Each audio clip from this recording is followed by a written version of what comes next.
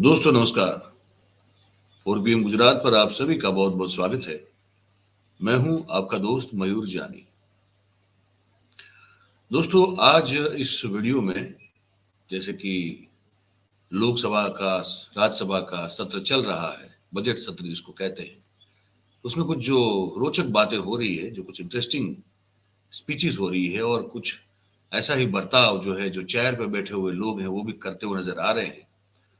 तो उसी को लेकर आज हमने सोचा कि ये वीडियो आपके लिए हम बनाएं, तो खबर आप तक पहुंचाए। गौरव गोगोई जो है वो कांग्रेस के एक बड़े तेज तर्रार सांसद हैं, नॉर्थ ईस्ट से आते हैं, आप जानते हैं।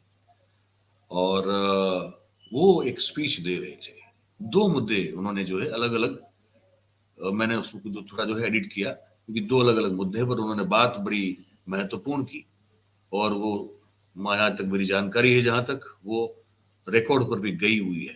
तो ऐसी बातें जो है करना, और वो अगर रिकॉर्ड पर जाती है तो ये एक, मुझे लगता है कि आज की तारीख में तो किसी भी विपक्षी सांसद का एक अचीवमेंट हो सकता है। दो अलग अलग मुद्दे हैं। एक है जिसमें कि वो कह रहे हैं कि ये सरकार जो है वो अटेंशन मैनेजमेंट में डॉक्टरेट PhD कर चुकी है। कैसे, क्यों, किस कारण से ये कहा, पूरी बात जो है, और जिस तरह से उन्होंने मोदी साहब के लिए भी एक बात उनकी मौजूदगी में कही, शायद वो भी आपको सुनना चाहिए। तो पहले ये वाली बात सुन लेते हैं। छात्रों को की जो एक परंपरा यहाँ पे स्थापित करने की कोशिश सत्ता पक्ष कर रही है, इस राजतंत्रों को बनाने में भ्रम एक विशेष अस्त्र इनका होता है। भ्रम बहुत जरूरी है लोगों को भ्रमित करने में, और सर इसमें तो ये माहिर है। ये सरकार तो सर इवेंट मैनेजमेंट में डॉक्टरेट है, और लोग कहते हैं इवेंट मैनेजमेंट, मैं कहता हूं अटेंशन मैनेजमेंट। ये अटेंशन मैनेजमेंट में ये इन्होंने PhD की है कि कैसे लोगों का ध्यान भटकाया जाए। हम कहते हैं कि मणिपुर में प्रधानमंत्री क्यों नहीं गए, 190 लोगों की मृत्यु हुई, 50,000 लोग बेघर हुए। वो कहते हैं G20 देखो, प्रधानमंत्री पेरिस में है वो देखो। हम कहते हैं कि नोटबंदी में 100 लोगों की मृत्यु हुई, कौन इसका जिम्मेवार है। वे कहते हैं कि इश्तिहार में पेटीएम का इश्तिहार आया है, उसमें मोदी जी का चेहरा है, आप वो देखो। हम कहते हैं कि चाइना आज हमारे जमीन पे कितना घुस आया है, चीन हमारे लद्दाख के किसानों के साथ मुठभेड़ कर रहा है। ये कहते हैं कि आप देखो कि मालदीव्स की तुलना में हम कितने ताकतवर है। हम कहते हैं कि अडानी पे सारे कोयला फैक्ट्री चला गया है, ये राहुल गांधी जी को निष्कासित कर देते हैं। किसान कहता है कि हर वर्ष मेरा किसान भाई लगभग 10,000 किसान आत्महत्या कर रहा है। युवा कह रहा है कि हम बेरोजगार हैं, महिला कह रहे हैं कि हम महंगाई से मर रहे हैं। आज आर्थिक असमानता बढ़ रही है, गरीब और गरीब, अमीर और अमीर हो रहा है।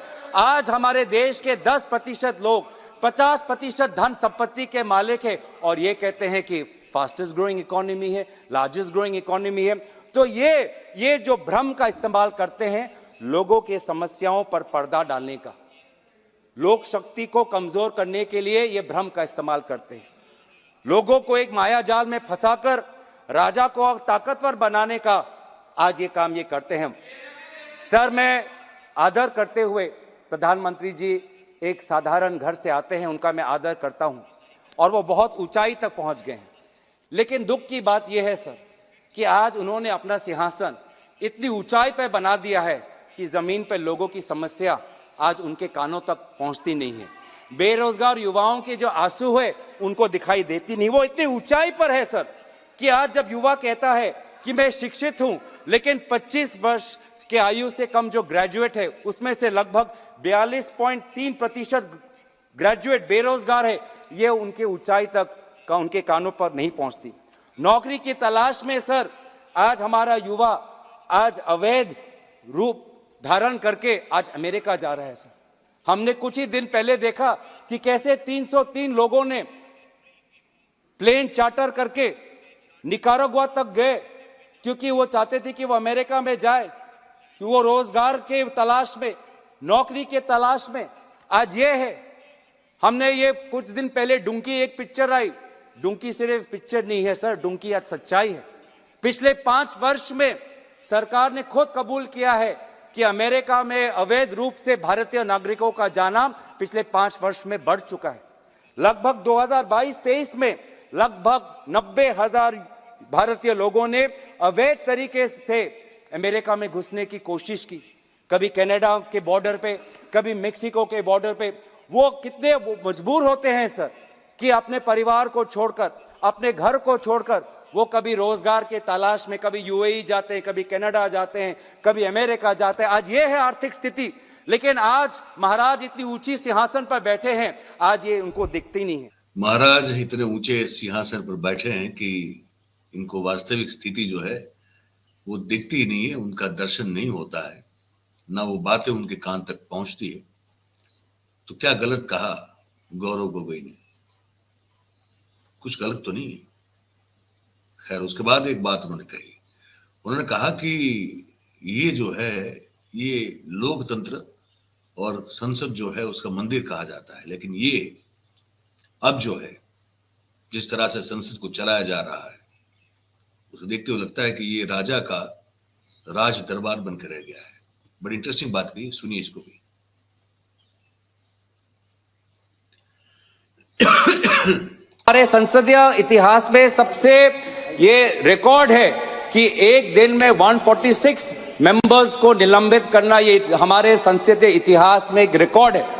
और दुनिया में भी ऐसा कोई उदाहरण नहीं कि एक ही दिन में 146 सांसदों को निलंबित करके 3 दिन में 14 बिल पारित करना, ये रिकॉर्ड है सर, ये रिकॉर्ड है। तो इसीलिए सर एक महिला सांसद को भी निष्कासित किया गया। तो ये पूरे जो संसदीय जो मर्यादा है सर, बार बार हम देख रहे हैं सर। एक मिनट आप भी चुप रहो। मैं माननीय सदस्य से अपेक्षा करूंगा कि वो सदन के किसी भी निर्णय पर जो सदन ने लिया है उस पर टिप्पणी नहीं करे तो उचित रहे। बोले आप, कोई दिक्कत नहीं। सर 2014 के बाद हम इस सदन को लोकतंत्र का मंदिर के तरीके से, लोकतंत्र का मंदिर कहकर हम इस सदन को सम्मानित करते हैं। लेकिन सर 2014 के बाद धीरे धीरे हम एक सुनिश्चित योजना सत्ता पक्ष के द्वारा देख रहे हैं। अब ये सदन या ये संसद लोकतंत्र का मंदिर नहीं सर, ये एक विशेष सम्राट का जीता जागता राज दरबार धीरे धीरे बनता जा रहा है। अब महाराज एक सेकंड आप 1 मिनट मानिए। आप बहुत वरिष्ठ सदस्य है, आप संसद पर ही आरोप लगाएं। इस संस्था में आप बैठे हैं, जिस संस्था का पवित्र सदन है, आप ही सोचे क्या बोल रहे हैं आप। नो एलिगेशन ना, आपने संसद पर सवाल उठाया, पार्लियामेंट की सिस्टम पर सवाल उठाया। नो सर मैं अपनी बात रखूं। हाँ। मैं सदन की मर्यादा और भारत की संसदीय की इतिहास की मर्यादा की संरक्षण में बोल रहा हूं। बात कर रहा हूं सत्ता पक्ष की सुनिश्चित योजना, क्योंकि जब भी यहाँ पे महाराज जब आते हैं तो सारे सांसद खड़े होकर ताली बजाते हैं, उनका जयकार होता है। जो जिस जिम्मेवारी से हम आते हैं, जिस जिम्मेवारी से हम आते हैं सर, वो जिम्मेवारी को हम भूल जाते हैं। और महाराज भी आते हैं, कुछ क्षण बैठते हैं और फिर वो चले जाते हैं, विदाई देते हैं और एक भी सवाल का उत्तर नहीं देते। सर इससे पहले भी सदन में और इस संसद में बहुत से प्रधानमंत्री राष्ट्रपति के अभिभाषण में बोले ना, माननीय आदरणीय अध्यक्ष महोदय, इस संसद की बात कर रहे हैं। संसद में बोले, संसद के इतिहास की बात कर रहे हैं सर। इस संसद के इतिहास में बहुत से प्रधानमंत्री आए हैं, सभी प्रधानमंत्री ने अपने अपने कर्तव्यों का पालन करते हुए प्रश्नों का उत्तर दिया। लेकिन हमने शायद पहली बार हमने एक महाराज को देखा जिसने 5 साल में किसी भी विभाग का प्रश्न का उत्तर नहीं दिया। गलत सर, ये ख्वाहिश हो सकती है सर, ये उनकी व्यक्तिगत ख्वाहिश हो सकती है कि भारत की लोकतंत्र को राजतंत्र में परिवर्तित कर दे। बहुत सही, बहुत सटीक, बहुत सचोट बात कही गौरव गोगोई ने अपनी स्पीच में कि महाराज जैसे आते हैं तो दरबारी जैसे खड़े हो जाते हो, वैसे सब खड़े हो जाते हैं, नारे लगते हैं, जय जयकार होता है ना। महाराज आते हैं, कुछ समय बैठते हैं, फिर चले जाते हैं। और ये बात बड़ी सही है कि अब तक प्रधानमंत्री जी ने उनके पास जितने भी विभाग है, उन विभागों को लेकर जब सवाल किए गए हैं तो एक भी सवाल का उत्तर, सवाल का जवाब उन्होंने संसद में नहीं दिया। तो ये लोकतंत्र के मंदिर को एक विशेष राजा का दरबार नहीं बनाना हुआ तो और क्या हुआ? बात सही है। लेकिन आपने देखा ओम बिरला साहब की जो छटपटाहट थी, उनको लगा कि ये मेरे आका को ये क्या कह दिया गया, है ना। लेकिन बात तो सच कही गौरव गोगोई ने, कहाँ गलत कही।